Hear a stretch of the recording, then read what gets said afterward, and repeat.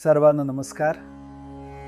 सद्गुरू श्री गोंदवलेकर महाराजांच्या अमृतमय वाणीला नमन करून आजच्या प्रवचनाची सुरुवात करूया. 27 ऑगस्ट रोजीचे समाधान हा वृत्तीचा गुण आहे, देहाचा नव्हे. सद्गुरू श्री गोंदवलेकर महाराज यांचे आजचे प्रवचन भक्तिपूर्वक ऐकूया. सर्व ठिकाणी राम भरलेला जो पाहिल त्यालाच समाधान मिळेल. ज्या घरात समाधान तेथे भगवंताचे राहणे जाण. जे घडते ते भगवंताच्या इच्छेने घडते.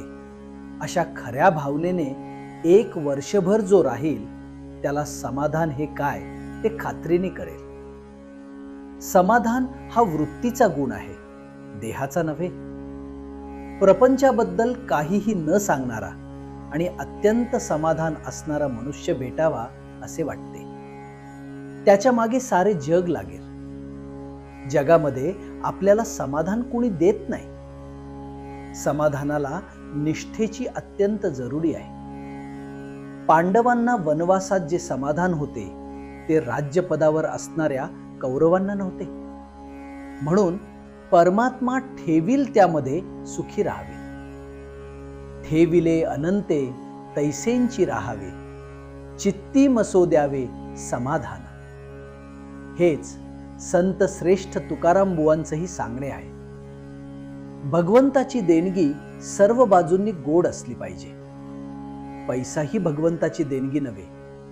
त्याने तळमळ आणि अतृप्ती होते. खरोखर समाधान हीच भगवंताची देणगी होय. मनुष्याला किती असले म्हणजे पुरे होईल हे ठरलेले नाही. आहे त्या परिस्थितीत आपण समाधान मानले की जे आहे ते पुरेल. ज्याचे मन समाधानात आहे त्याचे शरीर कसंही असले तरी चालेल. समाधानालाच खरे महत्व आहे. घेण्यापेक्षा देण्यामध्येच फार समाधान आहे. शिवाय घेण्याला काही अंतच नाही. कितीही मिळाले तरी आपली मागण्याची बुद्धी कायम राहते. पण आपले सर्व काही दिले की देण्याला अंत आला, म्हणून त्यामध्ये समाधान आहे. आपण उपाधीने झाकले गेलो आहोत. एक उपाधी टाकीत गेले तर आपले खरे स्वरूप प्रकट होईल. तिथे खरे समाधान होते. राम करता आहे ही भावना होणे हे वासनेचे मरण होय. मनुष्य काहीतरी हेतू ठेवून कर्म करतो, पण प्रत्येक ठिकाणी भगवंताच्या इच्छेने काय व्हायचे आहे ते होऊ दे असे अनुसंधान असेल तर फलाविषयी सुख दुःख राहणार नाही. आपल्याला सगळे कळते, पण आयत्या वेळेला आपण विसरतो. आलेली उर्मी आपण सहन करावी. दिवा बरोबर नेला की अंधार नाहीसा होतो. तसे अनुसंधानाचा दिवा बरोबर न्यावा, म्हणजे आपण आपल्या उर्मींना आवरू शकू. प्रत्येकाचा रोग निराळा असला तरी औषध एकच आहे, ते म्हणजे भगवंताचे अनुसंधान.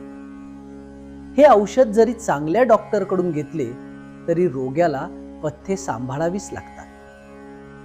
शास्त्राने, सद्धर्माने आणि अभ्यासाने वागून अनुसंधानात राहणे जरूर आहे.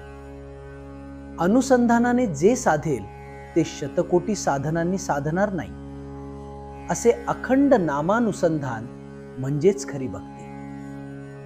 आजचे बोधवचन: इतर साधनांनी जे साधायचे ते नुसत्या अनुसंधानाने साधते, हाच या युगाचा महिमा आहे. श्री राम जय राम, जय जय राम. ब्रह्मचैतन्य सद्गुरू श्री गोंदवलेकर महाराज यांचे अमृतमय प्रवचन श्री दत्तरूप या आपल्या YouTube चॅनलवर नियमित ऐकण्यासाठी लगेच सबस्क्राईब करा.